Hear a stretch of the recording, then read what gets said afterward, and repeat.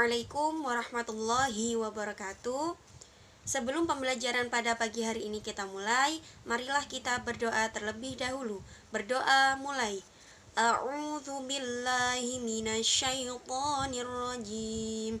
Bismillahirrahmanirrahim. Raditu billahi rabba wa bil islami dina wa bi muhammadin nabiyyan wa rasula. Rabbi zidni ilma warzuqni fahma. Amin ya rabbal alamin. Baik anak-anak, bagaimana kabarnya hari ini?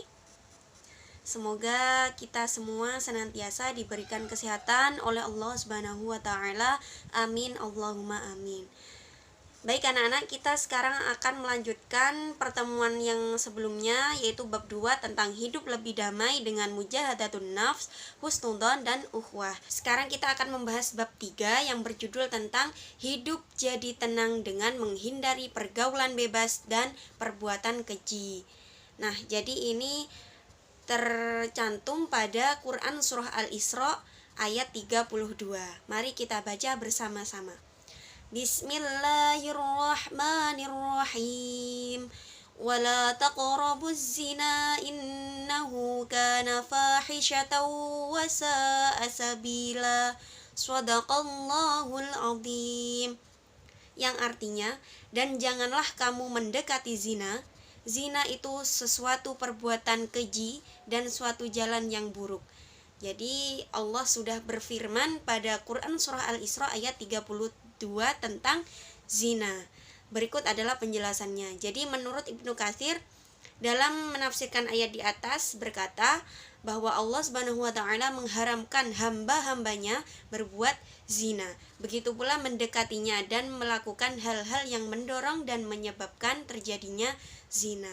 Jadi itu menurut Ibnu Katsir dalam tafsirnya. Kemudian menurut Imam Al-Qurtubi berkata, para ulama berkata, firman Allah Subhanahu wa taala, janganlah kamu mendekati zina. Ini lebih balik atau lebih mendalam maknanya daripada perkataan janganlah kalian berbuat zina. Mengapa? Maksudnya di sini adalah apabila digunakan kalimat janganlah kalian berbuat zina, maka yang diharamkan Allah adalah hanya perbuatan zina saja. Sedangkan segala sesuatu yang mengarahkan pada zina ini tidak dihukumi haram. Jadi seperti itu. Makanya sedangkan Allah menggunakan kalimat janganlah kamu mendekati zina yang bermakna sangat mendalam, yaitu segala perbuatan yang mendekatkan pelakunya ke zina, mendekatkan pelakunya ke zina adalah haram. Terlebih lagi zinanya sudah sangat jelas diharamkan. Jadi seperti itu. Mendekati zina saja sudah haram, apalagi melakukan zina. Nauzubillahi min dzalik. Adapun hal-hal yang masuk dalam kategori mengantarkan pelakunya pada zina ini sangat banyak bentuknya ya. Apalagi pada masa ini, pada zaman sekarang ini sudah marak sekali pergaulan bebas di mana-mana pada kalangan remaja. Nah, ini diantaranya adalah seperti khalwat, berdua-duaan antara laki-laki dengan perempuan yang bukan mahramnya, ya, di tempat sunyi atau di tempat yang tersembunyi. Kemudian mengumbar aurat, kemudian pandangan mata yang liar dan pikiran atau hati yang kotor. Nauzubillahi min dzalik. Semoga kita senantiasa bisa menjaga kehormatan serta menjaga pergaulan kita agar tetap bersama orang-orang yang benar, seperti itu. Kemudian hamba Allah yang beriman kepadanya, kepada Allah dan Rasulnya hendaknya menjauhi hal-hal yang mengantarkan kepada zina secara langsung ataupun tidak langsung. Nah, dan jika mendekati hal-hal tersebut saja sudah diharamkan, terlebih menghampirinya, intinya zina, nah jadi jelas sangat diharamkan. Sesungguhnya zina itu adalah perbuatan yang keji dan suatu jalan yang buruk. Al-Qurtubi berkata bahwa karena zina menjerumuskan pelakunya dalam neraka jahanam, dan zina termasuk perkara dosa yang besar. Jadi sudah dijelaskan di Al-Quran, Quran Surah Al-Isra ayat 32. Kemudian masih dijelaskan kembali pada Quran surah An-Nur ayat 2. Mari kita baca bersama-sama. A'udzu billahi minasyaitonir rajim. Bismillahirrahmanirrahim. Az-zaniyatu waz-zani fajlidu kulla wahidin minhuma mi'ata jaldatin wa la ta'khudkum bihima ra'fatun fi dinillahi in kuntum tu'minuna billahi wal yawmil akhir wal yashhad 'adabahuma ta'ifatum minal mu'minin. Shadaqallahul azim. Yang artinya, pezina perempuan dan pezina laki-laki, deralah masing-masing dari keduanya 100 kali, dan janganlah rasa belas kasihan kepada keduanya mencegah kamu untuk menjalankan agama hukum Allah. Jika kamu beriman kepada Allah dan hari kemudian, dan hendaklah pelaksanaan hukuman mereka disaksikan sebagian orang-orang yang beriman. Quran surah An-Nur ayat 2. Berikut adalah penjelasannya, anak-anak. Pelaku zina bisa jadi seorang lajang atau belum menikah. Nah, kalangan remaja ini ya yang belum menikah, itu namanya ghairu muhsan atau yang sudah menikah dengan pernikahan yang benar atau menurut syariat Islam, serta ia adalah orang yang balik dan berakal, ini disebut muhsan. Nah, hukumannya, sedangkan hukuman pezina yang sudah menikah atau muhsan ini adalah dirajam atau dilempari batu. Jadi pezina yang muhsan ini hukumannya adalah dirajam atau dilempari batu. Sedangkan hukuman bagi pezina yang ghairu muhsan atau belum menikah adalah 100 kali cambukan dan ditambah dengan diasingkan dari negerinya selama setahun. Demikian menurut jumhur ulama. Sudah jelas hukumannya pun sudah tercantum pada Al-Quran. Jadi dalam melaksanakan ketentuan hukum itu tidak perlu merasa terhalangi oleh rasa iba dan kasihan. Mengapa? Jika benar-benar beriman kepada Allah dan hari akhir, sebab konsekuensi iman adalah mendahulukan perkenan Allah daripada perkenaan manusia. Pelaksanaan hukum cambuk itu hendaknya dihadiri oleh sekelompok umat Islam agar hukuman itu menjadi pelajaran yang membuat orang lain selain mereka berdua yang melakukan zina itu jera. Kemudian Islam sangat menghormati 5 kemaslahatan atau kepentingan yang diakui oleh syariat Islam, yaitu yang pertama, memelihara jiwa, kemudian memelihara agama, kemudian memelihara akal pikiran, kemudian memelihara harta kekayaan, dan yang terakhir adalah memelihara kehormatan. Jadi 5 kemaslahatan yang diakui atau kepentingan yang diakui oleh syariat Islam. Zina yang didefinisikan sebagai persetubuhan dua alat kelamin dari jenis yang berbeda dan yang tidak terikat oleh nikah atau pernikahan, dan tidak juga disebabkan oleh syubhat atau kesamaran, merupakan perlawanan terhadap kehormatan.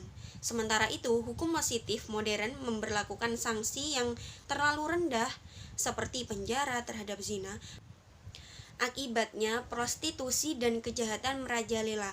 Mengapa? Karena mereka yang telah melakukan zina itu meremehkan hukuman penjara, kehormatan menjadi terinjak-injak. Selain itu akan timbul berbagai penyakit dan ketidakjelasan keturunan.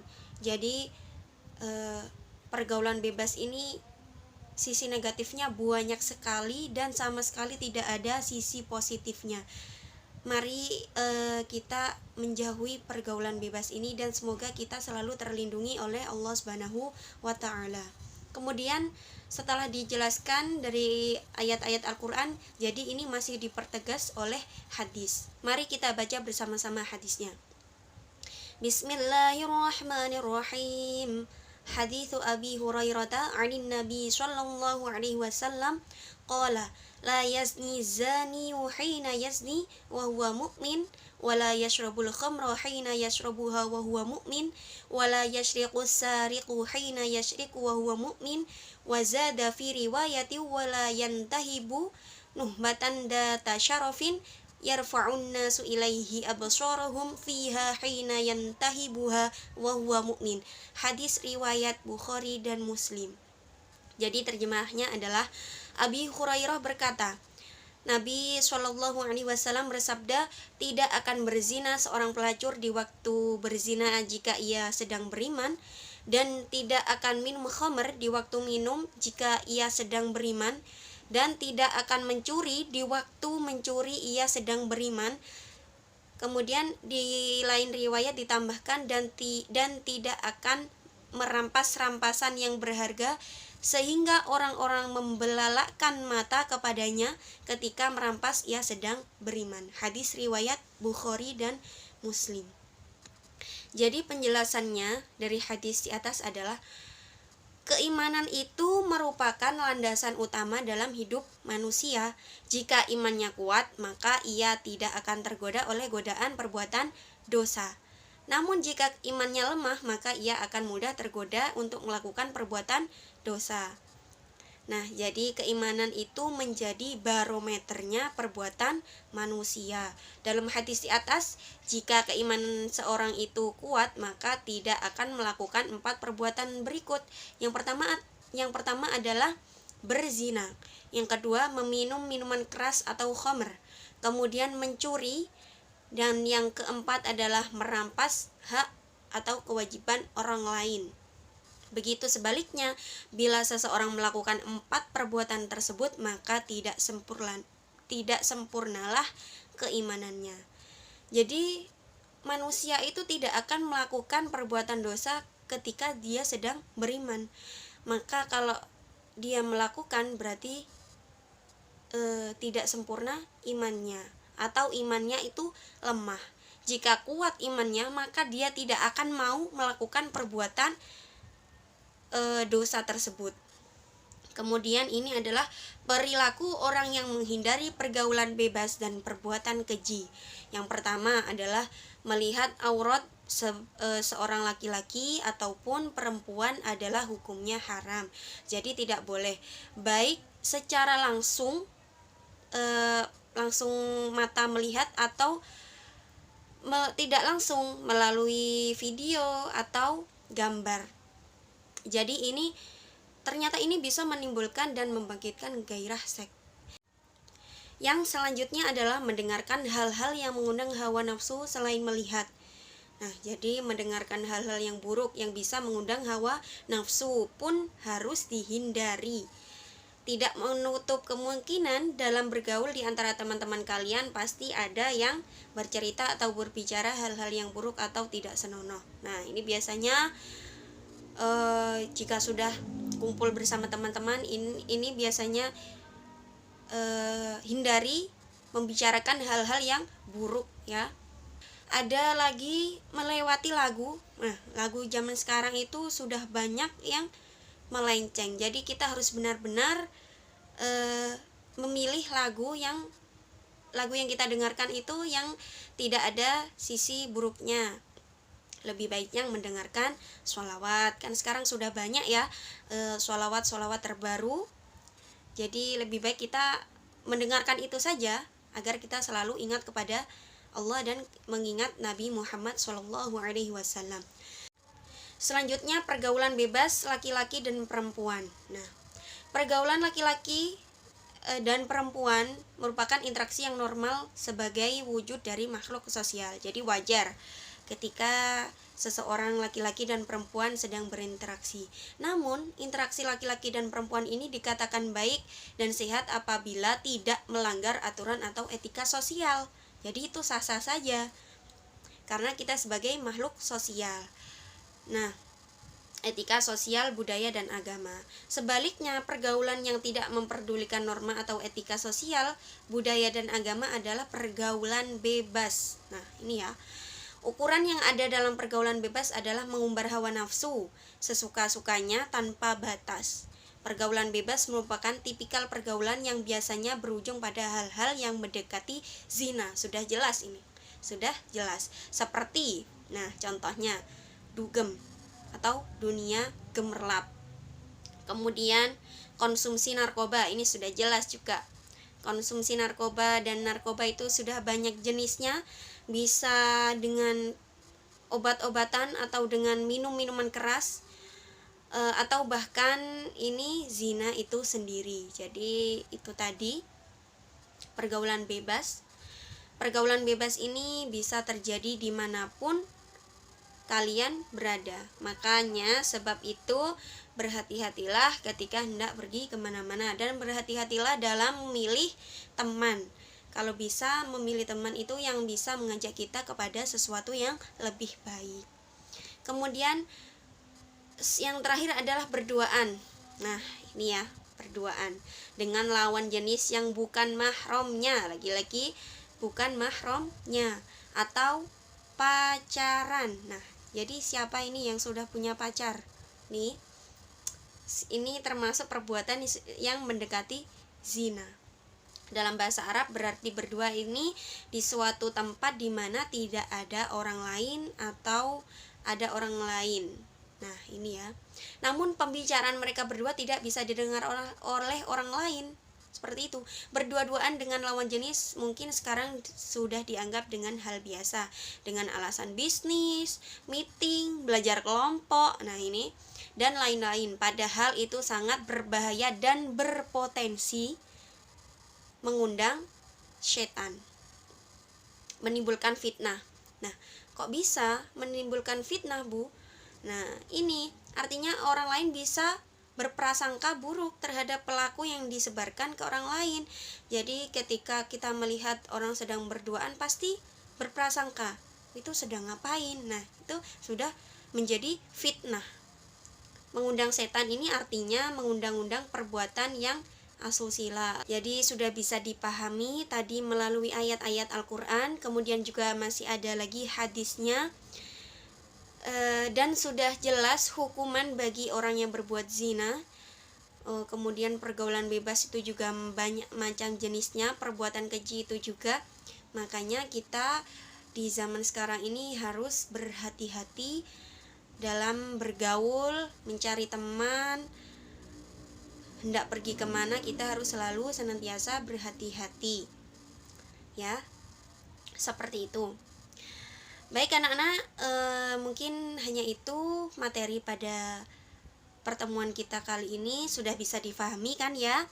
Sudah jelas dan sudah paham apa saja perbuatan pergaulan bebas itu dan apa saja perbuatan keji.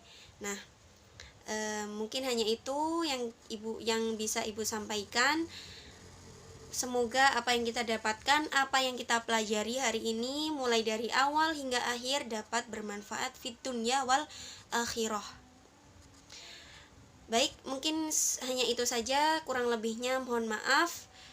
Sebelum pembelajaran pada hari ini kita akhiri, marilah kita membaca doa terlebih dahulu. Berdoa mulai. Bismillahirrahmanirrahim.